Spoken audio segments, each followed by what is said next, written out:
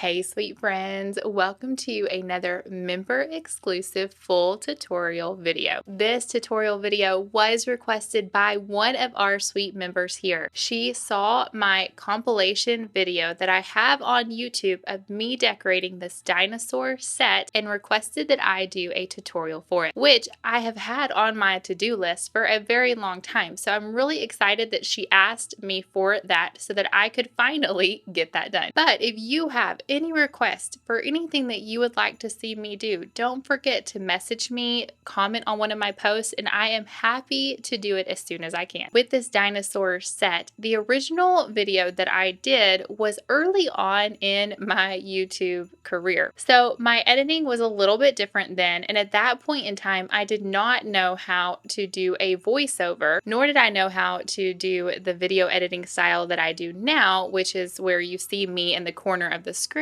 the whole time that I am decorating a cookie. That means that the video that I did on YouTube is just music, no voice at all. So today I'm going to slow down that video a little bit, and I'm going to share with you all of the steps that I did in the original video. So this video may look a little bit different than some of the newer videos that I have been doing, simply because I'm still going to use that same video that I created for YouTube, but I'm just going to slow it down and walk you through each step. All right, so without further ado, let's go ahead and get going on this cute little dinosaur set that I made for my son Gideon's birthday, which is pretty funny because the last full tutorial video that I uploaded here on Patreon was actually for his 5th birthday. And these cookies were for his 4th birthday. And I do have other children. It just so happens that y'all get to see Gideon's cookies 2 times in a row. So in this set, there's quite a few designs. We have an egg, we have a number 4, we have several different dinosaurs, we have a name cookie, we have a cookie that has Dino 4 on it, we have a skeleton of a dinosaur inside what looks like dirt, we have a dinosaur eye. So this is a heavy duty set with a whole lot of designs in it. Now to begin, I do start this video talking about how I made the edible dirt, because I use the edible dirt on a lot of the designs. So I did want to start the video by showing you how I made that. The first thing that you're going to want to do is get some graham crackers. Now it depends on how many cookies you're doing, on how many graham crackers you are going to need. Once you have the graham crackers crushed up and use it for dirt, it actually goes a long way. So you aren't going to use as much as you think that you'll use. But I would say I used, for this set, I probably used an entire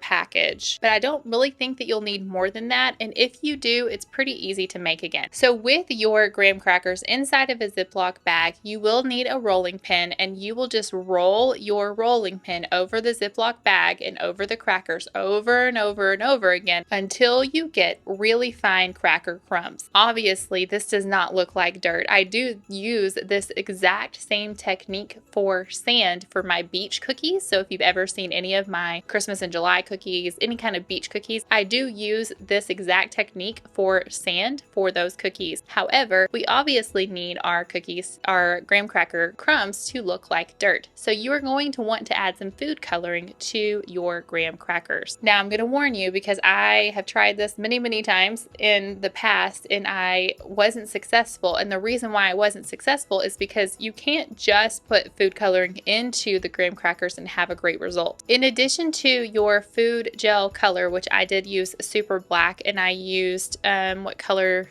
is the brown? Warm brown. So I use super black and warm brown as my gel coloring to make this really dark dirt. But in addition to your food gel coloring, and you do need to add a lot, it feels like you're adding a whole lot to this, but you do need to add quite a bit to be able to get that coloring all the way through your cookies, your crumbs. But in order to get it to distribute evenly amongst all of your crumbs, you are going to have to add some liquid, which I know feels weird because you're worried about your graham crackers becoming soggy, but they don't. I actually use high grain alcohol to do this because I find that all of that liquid evaporates off after the colors have been incorporated. So that's what I typically use, is the same high grain alcohol that I use to add to my gel food coloring to be able to paint. It's the same thing that I add to like my gold dust to be able to paint that luster dust onto my cookies. So it's just a really clear high grain alcohol. Now, once you have probably about a tablespoon of liquid added to your bag with the food gel coloring and the crumbs, you're now going to, with your hands, just mix all three of those things together. If you don't add the liquid to your bag, at this point you will see that that food gel coloring wants to stay together and it just lumps up and it does not spread throughout the crumbs. But when you add the liquid, for some reason it just changes that chemical composition just enough that the food coloring actually does spread out throughout the crumbs instead of just staying lumped into little lumps all throughout your bag. It's the craziest thing. I'm pretty aggressive with my mixture of the bag and the crumbs. Literally, I just shake it all around. I squish it all the way through my fingers. Just get aggressive until you are satisfied with your coloring and its saturation throughout your crumbs. After you have it to your liking, I then pour it out from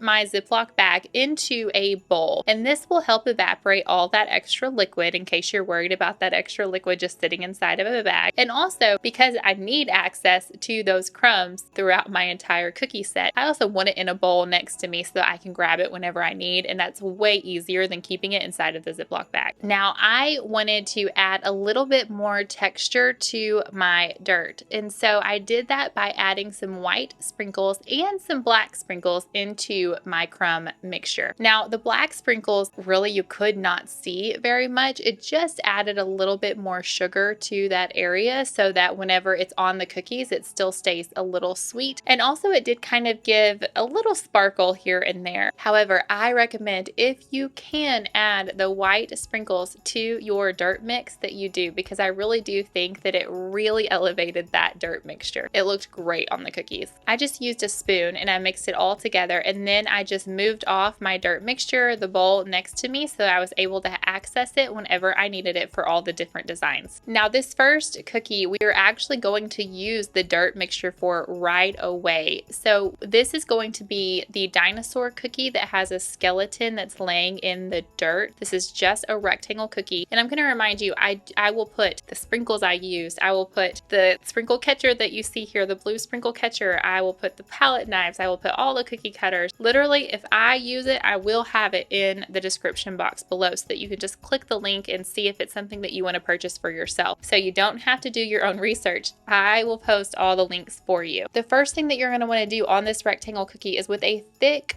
brown icing, you are going to want to spread some icing across the surface of this cookie. Working quickly while the icing is still wet, then you will take your dirt mixture and sprinkle it over the top of that brown icing. As you can see here, your brown may peek through your dirt, and I like that because to me that added the authenticity of actual ground. So that's why you need to make sure that when you're doing this process, you're using a brown icing, or you can even use a black icing if you would rather hide the ground a little bit more. However, I loved how the dirt mixture with the lighter brown went together. So I recommend keeping it a brown icing. However, you're more than welcome to change that to a darker icing if you prefer. After you have your dirt mixture on the base of your cookie, you will pick up your cookie and shake off any excess dirt. Move that dirt aside or remove it from the sprinkle catcher altogether, and then place your cookie back down because we're not done with it yet. With more thick icing, you will then go outside of the dirt area that you just did all along the edge of your cookie with that thick icing. Now, this does not have to be perfect at all. I like the different textures of the rolling icing, that it's not all the same exact uniform depth throughout the edge of the icing. I like that it kind of goes in and out. Again, that adds that authenticity of dirt and that you're digging around in the ground. So I highly recommend that you don't try to perfect this area, that you are just random about your movements and when you come in a little bit and when you stay out, and which sides are a little bit thinner or thicker or even deeper or thinner this way as well, because all of that little differences really help in the detail of this cookie. Once you have your icing all the way around the edge of the cookie. Now it's time to add more dirt again. Another reason why you need this to be a thick icing and not a thin icing when you're doing this cookie is because if it's thin, when you go to add the dirt, it won't hold its shape. Also, when it's thin and you go to dump off your excess dirt, your icing will start running off the edges of your cookie. So you want to make sure that you keep a thick icing for this cookie. Now, I preferred to use a spoon when putting on the dirt on top of my icing. It felt more controlled when I did so, but you're more than welcome to use your fingers or whatever. Just keep in mind, because the dirt hasn't completely dried, the graham cracker hasn't completely dried, it may stain your fingers because you used a dark food gel coloring for those graham cracker crumbs. So I typically try to not touch it and just use a spoon or some other method to put the crumbs onto my cookie. And you are going to want to make sure you get all of your edges and do your best to make the cookie completely covered in the crumbs. Once that's done, I carefully pick up the cookie. I kind of shake it a little bit, and that helps to remove any of the extra crumbs so that later on when you go to package your cookie, you're not having the extra crumbs fall into your packaging. Because that was really thick icing, it will not take this a very long time to dry. However, I do always place my cookies under a fan. And by doing so, that allows my cookies to dry a lot faster. Plus it gives them a nice shine, which I know that it doesn't matter with a cookie like this, but for other cookies, when you just have a flood, I like to have my cookies have a shine to them, and a fan will help you achieve that. Now, in a few days, I will put the graphics that I used for this set onto Patreon so that you can have the graphics like this dinosaur skeleton so that you can project it onto your own cookie. But if you don't want to use my own graphics, all you have to do is just go on Google and search for dinosaur skeleton graphic, dinosaur skeleton clip art, black and white dinosaur skeleton, something along those lines, and you'll pull up a dinosaur that you can project onto your cookie. Or as always, you can freehand. Now, I am going to warn you, because this is such a dark background with the crumbs, it was difficult to see the detail of the dinosaur skeleton that I projected. It was kind of hard to see. So I just went with it. I could basically see a good outline of where everything was supposed to go. And just by kind of looking up at my actual image while I worked in going with the kind of silhouette that I could see on my projected image, I created this skeleton. So it didn't exactly match my picture just because I simply couldn't see it as I was projecting it, but it does match somewhat and close enough, and you can definitely tell it's a dinosaur skeleton, which is the main point. It doesn't have to be perfect. Now, I am using a thick white icing. You're going to want to make sure that none of your hard work with each individual bone blends together. You want them to all stay individual bones, and so to accomplish that, you do have to use a thick icing. Now, this icing is fresh out of the mixer. That's the consistency that I mix my fresh icing to, is this kind of thickness. But if yours is not that thick, then you are going to need to add powdered sugar 1 spoonful at a time into your icing until you get the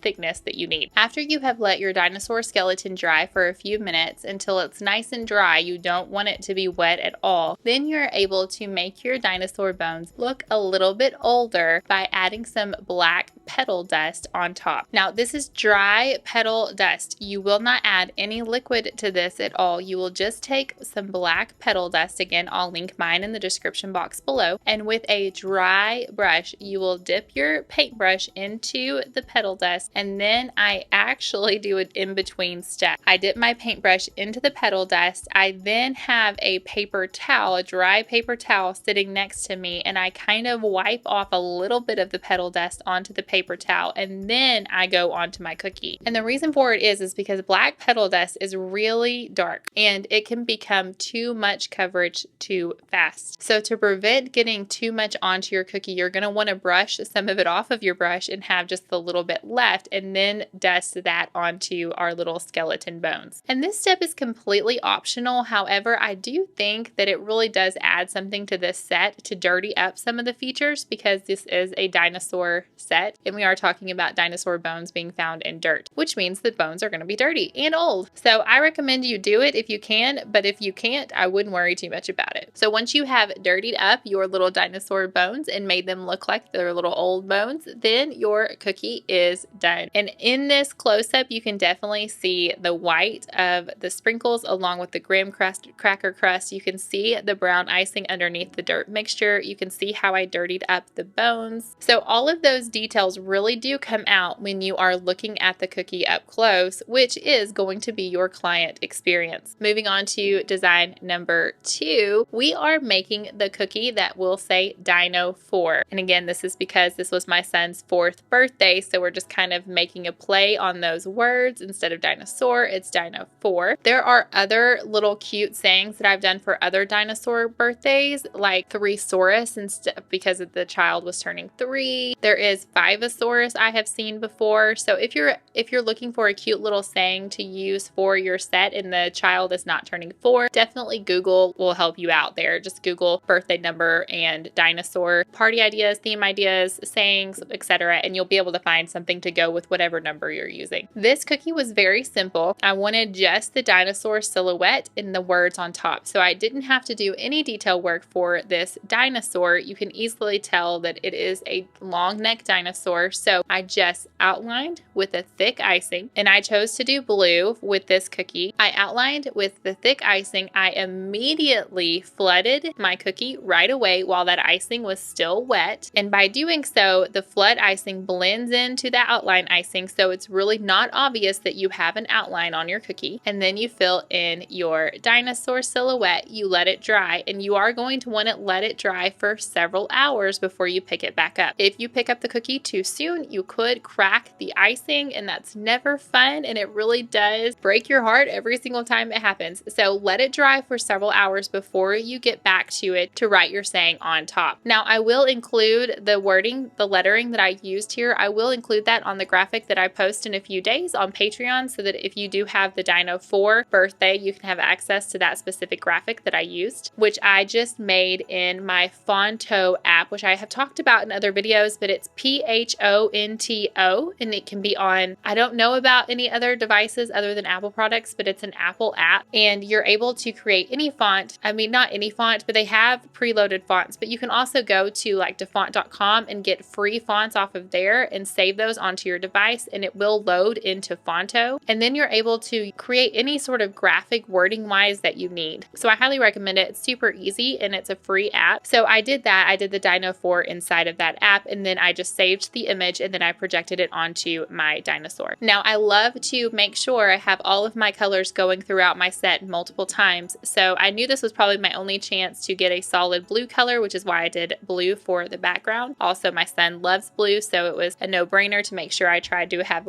a blue dinosaur of some sort. But I wanted to include other colors besides just blue, so then I used my orange and my green, which is repeated often throughout this set, in the lettering. So Dino was orange and 4 was green, and the 3 colors together I thought looked really good together. And that cookie's done. So that was another pretty simple, easy design. So we get to move on to the next design, which is actually the number 4 dinosaur shaped cookie. Now this is one of the cookies that is our cookies. This actual set of cookie cutters was the whole reason why we started selling on Etsy. I had purchased the graphic for all of these dinosaur numbers a couple years ago, knowing I wanted to use them at some point in time. And so then we did make all of these cookie cutters a couple years ago. It was 2019 that we made all these. And so after we made these, that's when we looked up on Etsy and we found that there weren't anything like this on Etsy. And so we then created our dinosaur numbers at that time. Now there are other creators who have dinosaur cookie cutter numbers, but at the time we were the first ones. And so we still love these. These have a special place in our heart because they are the whole reason why we launched our cookie cutter business on Etsy. So I have decorated the Dinosaur 4 number in multiple ways, but with this number 4 dino cookie, I decided to try a new technique. I knew my orange cookie was on the thick side of icing, and I knew that it wouldn't smooth out very well. But I also knew I didn't want to go spend more time when I had already spent a lot of time making all the colors for this set. I knew I didn't want to spend more time, and So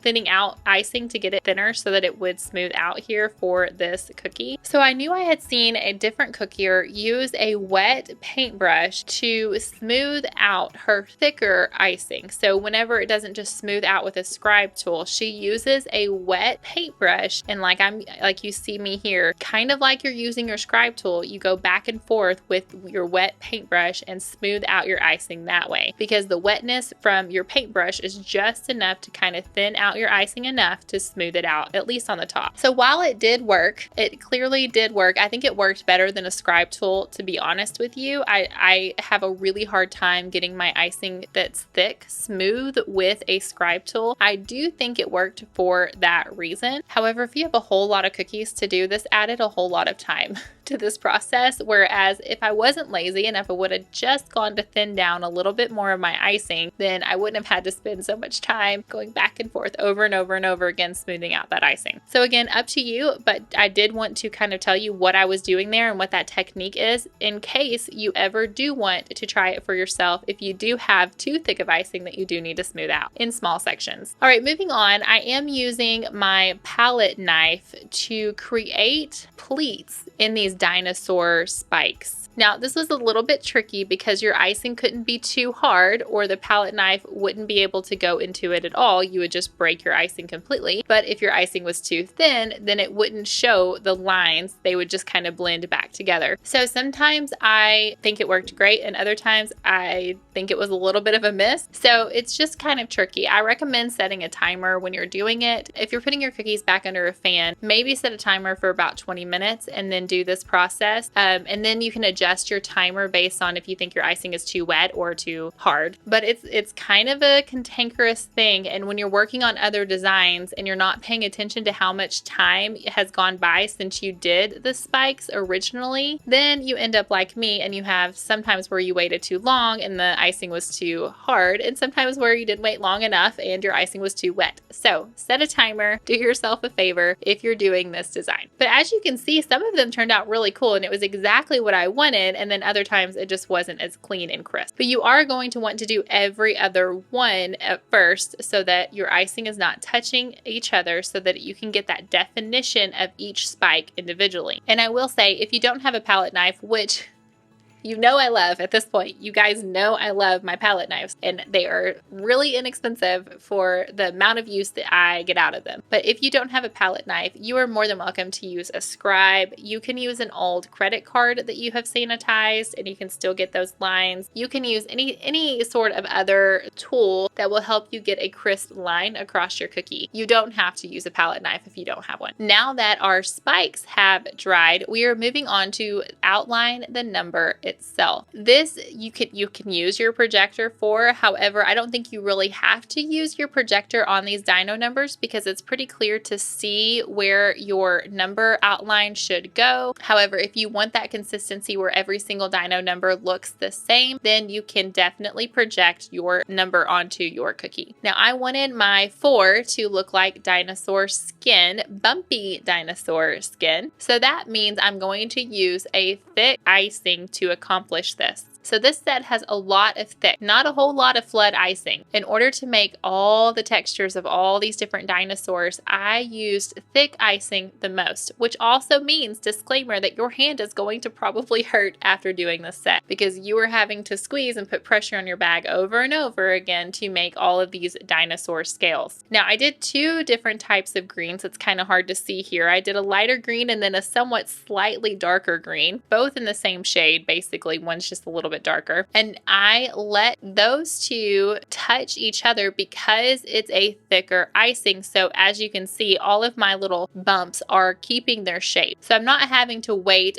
for everything to dry before I move on to the next step. I can work on this entire cookie, the dinosaur skin, all at once. And then after I did my 2 greens, I also added the gray. But after I did my dinosaur skin and all the different circles, if you like the way way this looks right now, you are more than welcome to leave your cookie this way. I just wanted to add even more texture to my dinosaur skin, so I did so by getting a paintbrush and smushing down all of my little circles, all of my bumps, so that it looked a little bit more authentic like skin. And once again, I didn't do it just immediately. I did let the cookie dry for about 10 minutes, just long enough to just barely crisp over. And then I got out my paintbrush and I then pushed down, and I just kind of pressed down gently. Don't press down just real hard, just press down gently all over your cookie, and it gives you that desired look. And I have to say, I really liked how this cookie turned out, and it was worth the extra steps. But I'm not done. On every single cookie, I can't say every, I didn't do it on the Dino 4. I'm sure there's probably a couple other cookies I didn't do it on, but if it has anything to do with a dinosaur skin, dinosaur egg, dinosaur itself, I did try to age all of my cookies to keep that consistency, that dirty look and that aging look. I wanted it throughout the entire set. So that means I let this cookie dry pretty good. I mean, I waited hours. I pretty much did this dirtying up process with the black petal dust. I can't remember because I did this set over a year ago, but I'm pretty sure that I let the cookies dry overnight and then I did the petal dust the next day as my final step before I did pictures and before I packaged them up. So you are going to want to let your cookies dry for quite a while before you do this petal dust. But I did take my black petal dust, same thing. You're going to dip it in. You're going to brush off a little bit of that black on a dry paper towel, and then you're just going to swirl it all around your cookie. I even got pretty rough with this, and I went like pretty hard on the cookie because at first when I was just dabbing on the petal dust, I didn't feel like it really aged the dinosaur skin enough. So then I went back and I pretty aggressively pressed in that petal dust into the dinosaur skin and the scales. And this ended up being the final result for our number 4 cookie once it was completed. And here you can really see that up close texture and the aging on our cookie. I hope that helped answer how I accomplished that. Moving on to our dinosaur egg cookie. Now this is a pretty popular design. Some of these designs I can say I came up with, but some of them I most definitely can say I was inspired by. And people were doing this like cracked dinosaur egg long before I started doing them. But I love it. So I am really grateful for this cookie community because we do learn from each other. And I have said this before, but I want to say it again right now. Now's the perfect time to say it. If I have any designs on YouTube, on Patreon, on my Instagram, I do not care one bit if you duplicate that design exactly. I am here to teach. That is my number 1 reason for being here, is to teach other cookiers how to make cookies. So of course, I want you to do the designs that I teach you. Would I love to see your work? Yes. Would I love for you to tag me in it so that I can see how awesome you are doing? Absolutely. But never, ever in a million years worry about doing my designs exactly. I want you to. That's why I have this platform. With that being said, let's get back to our dinosaur cookie. When you layer design, you have to think about what needs to be the very back thing, and then you layer your cookie above that. So for us, we need the cracks to have something behind the cracks, right? You need to see through the cracks. A lot of people use black for that, and you most definitely can. I chose to use brown just to kind of incorporate that brown that I was using throughout the other icing. After you have scraped the brown where your cracks in your egg are going to be, and you've let that dry for just a little bit, then you can go back and you can do your white egg shell on top. Now you can do 1 crack, you can do 2 cracks, you can do 3 cracks. It's just up to you on what your preference is. I chose 3 for some reason. I don't really know why, but I chose 3 for this design. And so when you are doing your outlining for your eggshell, you need to go slowly and make sure that you do a zigzag design in the 3 places, the 2 places, or just the 1 place that you want a crack in your cookie. You need to leave a gap with a little zigzag design because eggs, as you know, when you break an egg, it's not a clean cut. It is a zigzag. it does have edges. So you are going to want to make sure your crack in your egg is kind of imperfect. And there's really no rhyme or reason. You can make it look however you want. And I always love when a design doesn't have to be perfect. It just takes away all the pressure. So after you have outlined your eggshell, then you will go back and flood that with white icing. Now I chose to do a completely crisp white icing because I knew I was going to dirty it up with the petal dust. However, another option for you, if you don't want to use petal dust, you can also make your icing color here just a little bit on the ivory side. Not a ton, but if you make it just a tiny bit off white, you'll also accomplish that aging look if you don't want to use petal dust. And people also airbrush if you would rather airbrush a kind of the dirty look onto it, the aging look onto it. You're more than welcome to use your airbrush too. I just personally don't own an airbrush. So I try to accomplish that look in other ways. Now, when it comes to a flood icing, as you can see with the times that I have flooded cookies in this design, which hasn't been very often yet, you do see that I prefer a thick icing for my flood. Now, I don't prefer super thick.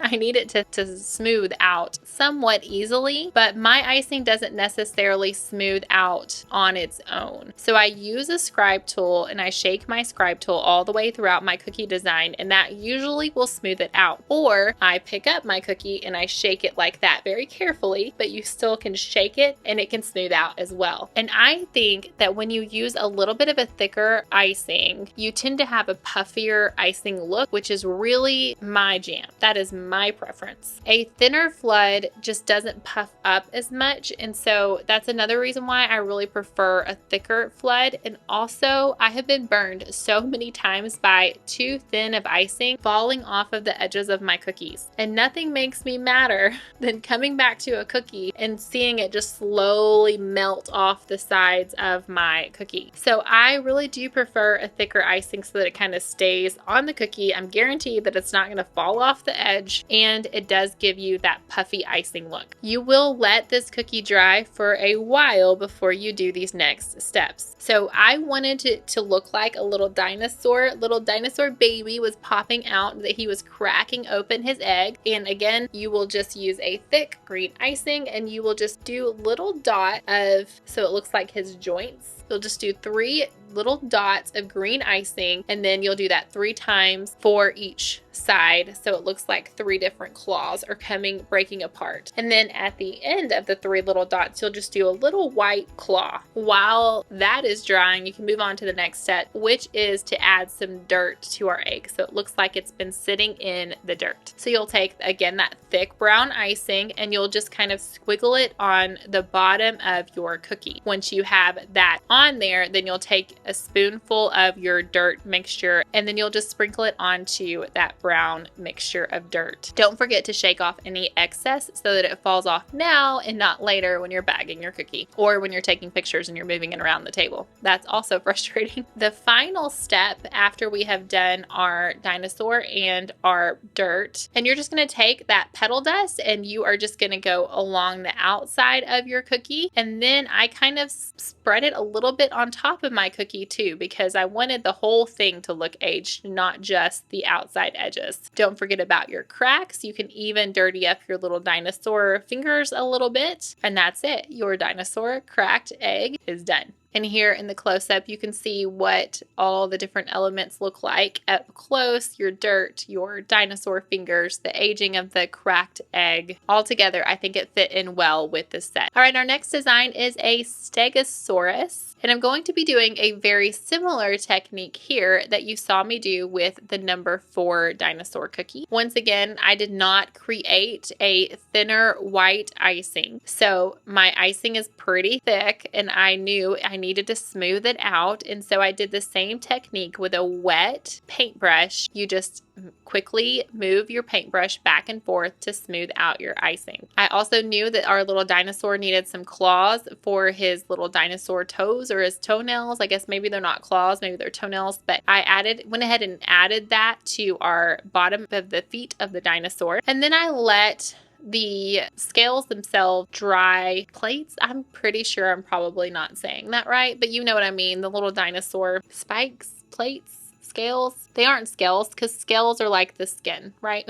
So the little spikes, I guess. I don't really know the correct terminology there. You'll have to forgive me for saying it wrong, probably the whole video. But you need to let that dry for a few minutes. Then you come back in and you create your little pleats into the spikes. And then you will let that dry for a little bit longer. And then you'll come back and you'll do the in-between spikes to add that layering. And I really kind of added a lot of icing to these areas because I wanted to add that like depth of the spikes. So one spike was in front of the other. So to do so, I wanted the in front of the spikes closest to me to look bigger to kind of help with that illusion, which meant I had to add a lot more icing to those spikes than I did the first spikes that you saw me do. However, that also means that your drying time for your spikes will be more because it's a lot more icing that you need to dry for a while before you can add those pleats into it. So while I often try to teach you what to do correctly, I often tell you what I do wrong.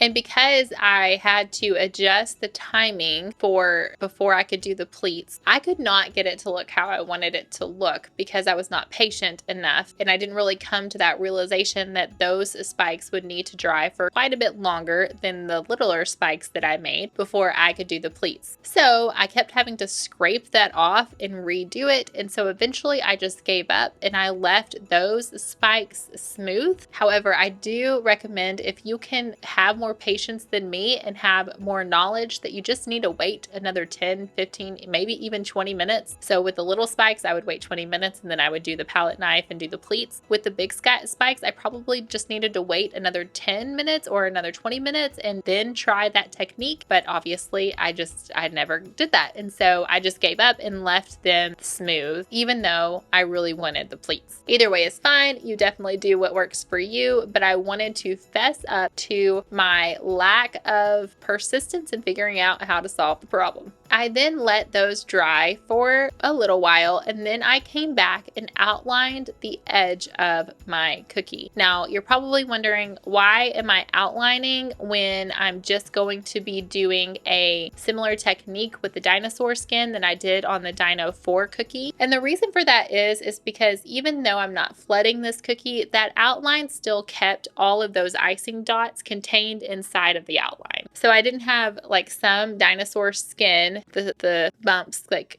going in and out over the edge. The dinosaur bumps went all the way to the outline, all the way around the cookie. So I definitely recommend outlining your cookie before you start doing the bumps everywhere. So I did want to make sure the dinosaur's legs were defined. So I did that first and I outlined his legs, but I knew the rest of his body was going to be bumpy. So I thought it would look weird if his legs weren't a little bit bumpy too. So I opted to do a thinner flood and then I came back while the icing was still wet with a thick icing and I added bumps all in the legs just so it gave it a little bit of a difference, so you can definitely tell that they are dinosaur legs, but it wasn't quite the same technique. After I have that done, then I just immediately started on the dinosaur skin. I didn't wait for the legs to dry. I didn't have to because I'm using such thick icing here. And I'm sorry that this whole cookie isn't completely in focus. The little head portion is a little bit out of focus and I apologize for that. I did mostly do green, the two different colors of green on this cookie. I did a lighter green and a darker green, although it's a very, very subtle difference. But I did want to add just a little touch of orange because again, I really like to make sure that my colors are repeated throughout the set. So it's really hard for me to do a dinosaur or any cookie that just has one color and not any of the other colors. So I did add just a little touch of orange throughout the cookie. And then I let it dry for just a few minutes, not long at all. And then I came back with my paintbrush and I did that same pushing down technique so that it looked like the dinosaur skin was bumpy. After I did that, and I am still unhappy with my dinosaur's spikes, I thought, well, my whole cookie is aged and these like spikes, these Stegosaurus spikes look so white. I thought it just looked really white and I didn't think it went well with the design that I was doing. So I took my ivory food gel and I mixed it with high grain alcohol and I made a color and I painted it onto my dinosaur's spikes so that it looked like they were a little bit more aged and not so white in your face, crisp spikes. I don't know. I feel like the aging of them definitely, it looked better whenever I I painted them with my ivory. But I'm not done yet, so I am going to go back and do the same thing with this dinosaur, and I'm going to darken him with our petal dust. And truthfully, I liked the dinosaur skin without doing the petal dust. I really did. Like, looking back, I'm like, oh yeah, I really liked it without the petal dust too. So I think this is totally optional. I recommend the petal dust on the egg and on the dinosaur skeleton, but I don't know that if I were to do this set again that I would necessarily do it on the dinosaur skin, because I kind of liked it how it was before I put the petal dust on it, but it's really up to you. That's a design choice that's completely up to you. I forgot to mention I did add a black eye to our dinosaur, and that's it. I mean, he's done. All right, now we have another dinosaur, and this one will be an orange dinosaur, and it's the same thing I'm going as I did with the blue dinosaur. I'm just doing a dinosaur silhouette here, so that doesn't have to be anything fancy. So you are just going to be outlining this in your desired color. I chose to do mine in orange, and I outlined the dinosaur first, and then I came back and flooded it right away, and then just with my scribe tool, get out air bubbles and smooth out that icing. And I feel like here's another good example of a good puff that I like with the thicker icing. I let that dry under my fan for a few hours, and then I came back and I did RAWR on top of this dinosaur. So this set really is kind of a mix between whimsy and Dino, and it's not so cutesy, but it still does have some cute moments in it, like the RAWR and like the Dino 4, things like that. So it still has, it's kind of a good blend between cutesy and realistic, right? It's definitely not too realistic by any means, but it's not like over the top cutesy either, which I have done a lot of really cutesy dinosaur sets, and I love those too. It just depends on what your theme is or what is desired by your client, but this is kind of a good mix in between. A good marriage of the two. After I did RAWR on top, I did add some little bumps onto his back just to kind of give a little bit more detail and it not just only be the wording RAWR on it. And I added that third color. So like on the Dino 4, I had 3 colors on that cookie, and this cookie I kind of wanted 3 colors as well. So that way I was able to accomplish the orange, the gray with the lettering, and then the green bumps on his back. Another fast and simple cookie, which we love those, especially in a set with so many details. It's nice to have some of the designs come out really quickly. Moving on to our next design, which is the dinosaur eye. Now this is just an egg design. So this is the same cookie cutter that I used for the egg, only you're going to turn it on its side. So if you have an egg cookie cutter, then you're good to go with 2 designs here. You can use it for the egg, of course, and then now you can use it for the dinosaur eye. Now you are going to want the black to be the pupil of his eye as well as alongside of his eye. So you definitely need to spread your black icing out pretty well in the middle of this cookie. And then you can choose whatever eye color you want. I'm going with an orange here. So go ahead and then create the eye in the middle of your cookie. So outline where the pupil is, and then you can go outside of that and just try to keep the pupil as centered in the cookie as you can. Once that has dried, then we can start to build up the eye. So I'm going to do a different color for the top part of his eye and the bottom part, and you are literally just going to build and build and build on this cookie. I wanted it to be a blue and gray dinosaur, so I definitely will be adding a lot of gray dots, and it's the same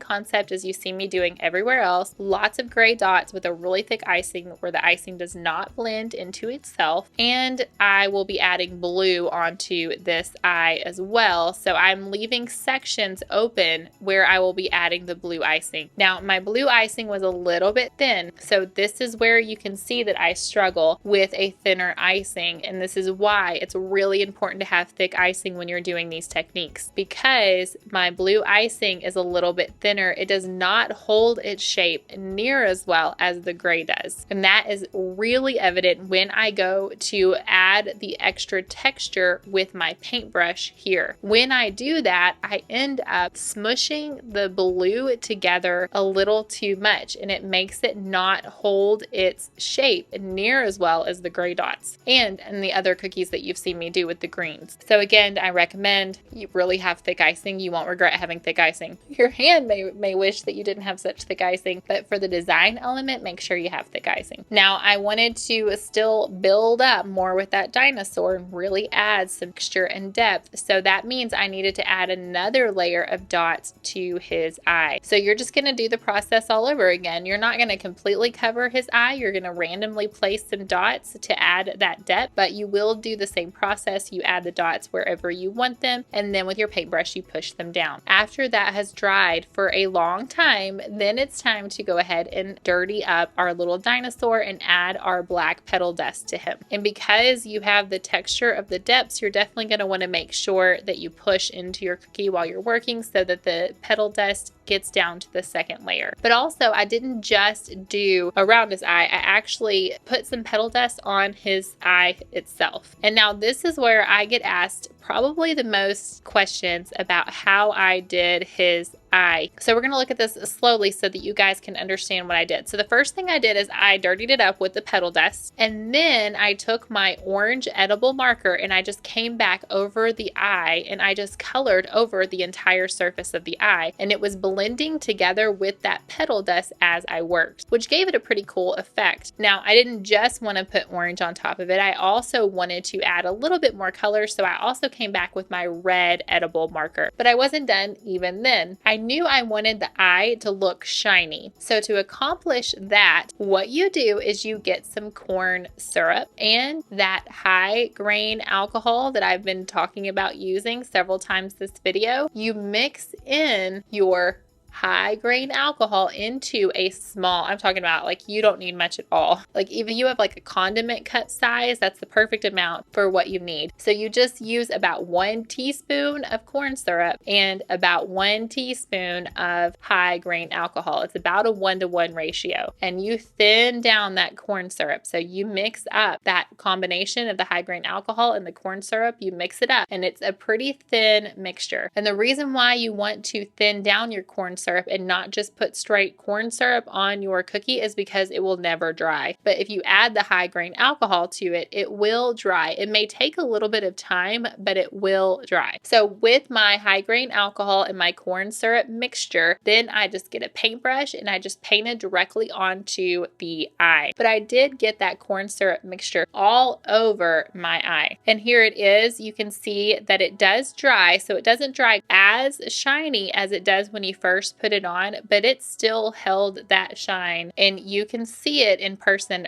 even better than you can right there in the picture. It really does add a really cool effect to his eye. So if you were wondering how I did that shiny eye, that's it. It's a mixture of corn syrup and high grain alcohol. Now let's move on to our cookie that has our birthday boy's name. So this is actually going to say Gideon on it. I wanted the surface to look like stone, so that's why I'm doing this cookie in gray. And you probably have seen this technique done. It was very popular for a while. I don't feel like I see it quite as much as I did for a little bit about a year or two ago. You just do a flood icing. So I'm going to outline this cookie and then I'm going to flood it. And then you put a piece of parchment paper over the top of your cookie. You let your cookie dry just like you do with all your other cookies. You put it under a fan and you let it dry. And when it's dry, the parchment paper will peel right off. I mean, it's a super simple, easy design. So if you've never done that technique before, you should try it out. It's fun. I knew that would be perfect and it would make this look like stone. And you can see it even has like the bubbles that sometimes you see in stone. So it's a really great, fun technique to do if you haven't done it yet. So now I am just writing out the birthday boy's name, which again, this is my son, Gideon. And I love this font. It's called Nixie 1. I use it quite a bit in a lot of different kid designs, but I chose to do his name in a fun font. And now I'm going to add some dirt to the bottom of this cookie, this stone cookie, by doing the same technique we've done before. I am adding brown icing. I'm just smoothing out that icing so that I can spread it out over the whole bottom of the cookie. And then I will be adding my dirt mixture on top. It's not perfect. Don't worry about perfection here. Where you want the dirt to be, make sure you have icing there for it to stick to. Right away, you've got to do the dirt mixture. If it dries before you get the dirt on there, the dirt won't stick. Your icing icing has to be wet for the dirt mixture to stick. Then with your spoon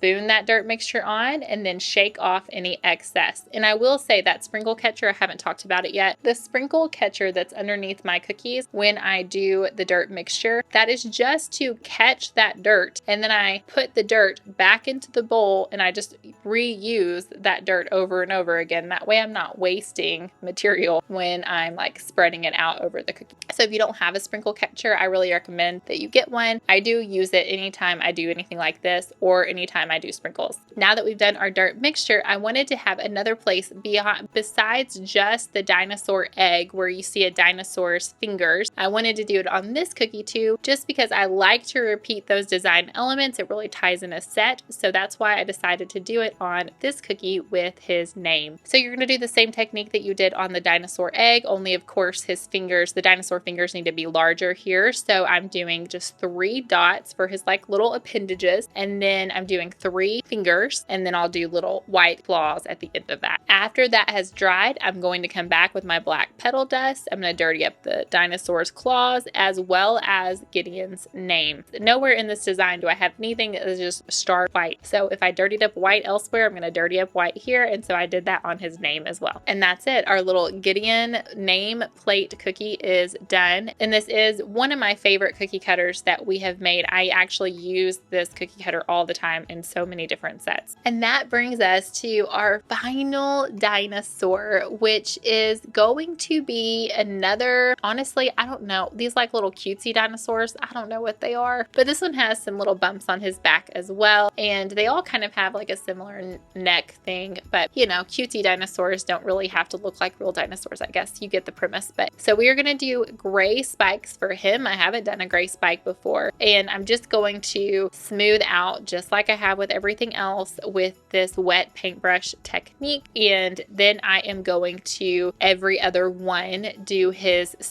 little spikes, his little, gosh, y'all are going to kill me for not saying the right thing for this entire video, but his little bumps, you're going to do every other one so that you can dry and then come back and fill in the ones that you haven't done. Same process as before. This time the spikes are obviously way too small to try to put any pleats or anything like that. So I'm just going to leave them exactly as they are. I did do some white claws at the end of his, or toenails at the end of his feet. And once again, I'm going to outline his legs so that there's some differentiation between his body and his legs, because when you're doing the bumpy technique like I'm doing, it's really hard to kind of tell a difference between body parts. And so that's why I chose to outline all of these areas before I did the bumpy scales, the bumpy skin. Scales are on fish, so see, that's not even right. I don't know. I have been sick, just so y'all know, because my voice is kind of in and out. I've had laryngitis last week, and I don't know if it's cold or if it's allergies or what, but I completely lost my voice for several days last week. And since then, I've just been fighting it, and I've been coughing a lot, and I tested for COVID like 3 different times. I was negative every single time. I think it's just seasonal allergies, but it's been no fun. And so my voice is just not very strong. And in fact, I will edit all my coughs out, but I have coughed a ton in this video. So you'll have to forgive me if my voice is a little like grovelly or just irritating this video, but hopefully it's been okay for you to watch. All right, I did do the underside of his belly. I did do that with just a solid gray. And this time I'm going to go back and of course I'm going to fill in our dinosaur. A few of our dinosaurs I did with the alternating green. This time I'm going to do a gray and blue dinosaur. So this little guy gets to be our gray and blue dinosaur. Just as before, I went through, I filled in his body with our little bumps, and then I'm going to flood his legs and push down his skin with my paintbrush. Now, I want to say that that is not the design I ended up doing on his legs for all of the set. I just feel like I probably did it for this recording, but I think I may have ended up with a different leg design. I went and looked at the end result. So right here where you see that I just flooded his legs gray, I actually, on the other cookies that I did for this little dinosaur, I did do his legs gray, but I also added some blue dots at the bottom of his legs to kind of incorporate that blue. And then with my paintbrush, I came back and I did this same pushing down technique after it had dried for a little bit so that his legs still had the bumpy skin to match his body. And so I'm sorry that I didn't record that here. You will see it on the end product, but that is what I ended up doing, is I added some blue dots to his legs and then I pushed down with the paintbrush after it had dried long enough to be able to hold its texture, hold that bumpy look. Oh wait, here you go. Here you see me adding some blue dots. So I did get this on film. Sorry about that. So you do see me add some blue dots here just to kind of incorporate the blue and gray. I thought his legs looked way too gray and needed to have some of that blue color pulled down into his legs. And then here you see, you didn't see me push it down for some reason. I didn't record that. So sorry, but you do see the texture I was talking about, that I did go back with my paintbrush after it had dried for a while and I pushed it down with my paintbrush. I dirtied it up with our petal dust, and of course then I added his little black eye, just like I did on all the other dinosaur cookies that we did. Consistency, consistency, consistency. So again, if you do petal dust on your dinosaurs, do it on all your dinosaurs. If you don't do petal dust on your dinosaurs, then don't do it for any of them. Because like I said, I really do feel like just the pushing down and the texture alone was enough for this set. So I think you can go either way. You can do it for your dinosaurs or not. I think you'll have a great result no matter what. It really just comes down to preference. And there's our final little dinosaur. He is done, which means that this entire set is complete. We did it. I finally got this dinosaur tutorial video done. I have been wanting to do this for well over a year. I'm so glad that it's finally out there for you guys to enjoy. I hope it answered any questions that you have. I've done a ton of other dinosaur sets, but this one will always have a special place in my heart because it was for my sweet little boy when he turned 4. And this is done really well on my YouTube channel. So it's definitely one of the most viewed videos. So it's been a pleasure to share this set with you guys. If you have any more questions that I did not answer, please let me know. Remember, all materials will be in the description box below, but if there's ever something that's not there that you need, just let me know and I will get you a link. And as always, I cannot thank you enough for supporting me and my sweet little channel, and you guys really never cease to amaze me. You really are my favorite humans, and I just cannot thank you enough for continuing to support me. It doesn't even matter if you are a Patreon member for 1 month or for 2 months, or if you just come and go every few months just when you see something new and you want to access that for a month and then you cancel and then you come back and forth. No matter what your relationship here is on this Patreon channel, I am so grateful for you. Can't say that enough. So thank you, friends. I will see you in the next video. Bye-bye.